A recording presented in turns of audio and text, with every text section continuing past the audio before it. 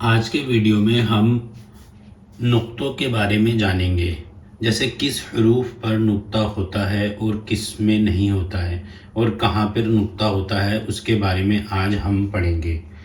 تو چلیے شروع کرتے ہیں۔ اعوذ باللہ من الشیطان الرجیم، بسم اللہ الرحمن الرحیم۔ یہ ہے الف۔ الف تب تک ہی الف ہوتا ہے جب تک اس میں کوئی حرکت نہیں ہو، جیسے زبر یا زیر یا پیش۔ اگر یہ لگا ہے تو وہ حمزہ پڑھیں گے۔ تو الف با، با کے نیچے ایک نقطہ ہوتا ہے۔ با اور تا اور سا، ان تینوں حروفوں کی شکل سیم ہوتی ہے، لیکن نقطوں کی وجہ سے یہ الگ الگ حروف ہو جاتے ہیں۔ جیسے با کے نیچے ایک نقطہ ہوتا ہے، تا کے اوپر دو نقطے ہوتے ہیں، الف اور با۔ سا کے اوپر تین نقطے ہو جاتے ہیں، با تا سا۔ ان تینوں میں کوئی بھی انتر نہیں ہے، نقطوں کی وجہ سے الگ الگ آواز آ جاتی ہے اور شکل ہو جاتی ہے۔ جیم، ح اور خ، یہ تین حروف بھی ایک شکل کے ہوتے ہیں، نقطوں کی وجہ سے ان کو بھی الگ الگ پڑھتے ہیں۔ جیسے جیم کے اندر ایک نقطہ ہوتا ہے، یہ ح خالی ہوتا ہے، خ کے اوپر ایک نقطہ ہوتا ہے، جیم ح خ۔ دال اور دال کی شکل بھی ایک جیسی ہوتی ہے، دال خالی ہوتا ہے، زال کے اوپر ایک نقطہ ہوتا ہے، دال زال۔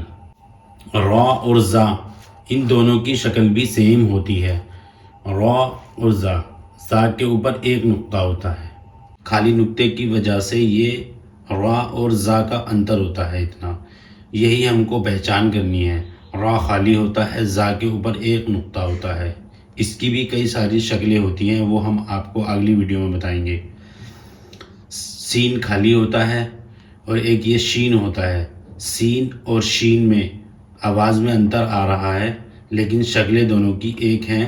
نقطے کی وجہ سے اس کو شین بولتے ہیں، اس میں تین نقطے ہوتے ہیں، شین، سین اور شین۔ یہ دیکھیے سواد، سواد اور ضاد، یہ دونوں کی شکل سیم ہوتی ہے، نقطے کی وجہ سے سواد اور ضاد، ضاد کے اوپر ایک نقطہ ہوتا ہے، یہ سواد خالی ہوتا ہے، شکل دونوں کی ایک ہوتی ہے، تو ضاد کے اوپر ایک نقطہ ہوتا ہے۔ طا اور ضا، دونوں کی شکل ایک جیسی ہوتی ہے، لیکن نقطے کی وجہ سے یہ طا ہے، یہ ضا ہے، یہ اس کے اوپر ایک نقطہ ہوتا ہے۔ عین اور غین میں نقطے کی وجہ سے یہ غین ہے، یہ عین ہے، عین اور غین دونوں کی شکل ایک جیسی ہوتی ہے، یہ غین، یہ عین۔ فا، فا کے اوپر بھی ایک نقطہ ہوتا ہے۔ قاف، اس کے اوپر دو نقطے ہوتے ہیں، قاف، اس کو آپ حلق سے نکالیں گے، قاف۔ یہ کاف، ان کی شکل بھی کئی طرح کی ہوتی ہے، وہ اگلی ویڈیو میں دیکھیں گے۔ لام خالی ہوتا ہے۔ میم، نون کے اندر بھی ایک نقطہ ہوتا ہے، نون۔ واو، ہا، ہا بھی خالی ہوتا ہے۔ حمزہ، یا کے نیچے بھی دو نقطے ہوتے ہیں، یہ بھی یا ہوتا ہے، یہ بھی یا ہوتا ہے، اس کے نیچے بھی دو نقطے ہوتے ہیں۔ الف، با، تا، سا، جیم، ح، خ، دال، لال، قا، زا، سین، شین، صاد، ضاد، طا، ضا، عین، غین، فا، قاف، کاف، لام، میم، نون، واو، ہا، حمزہ، یا۔ اتنے حروفوں سے پورا قرآن لکھا گیا ہے۔ اب ان کی شکلیں بدل جاتی ہیں، بس وہ آپ کو اپنے ذہن میں رکھنا ہے کہ کون سی شکل کس طرح کی ہوتی ہے۔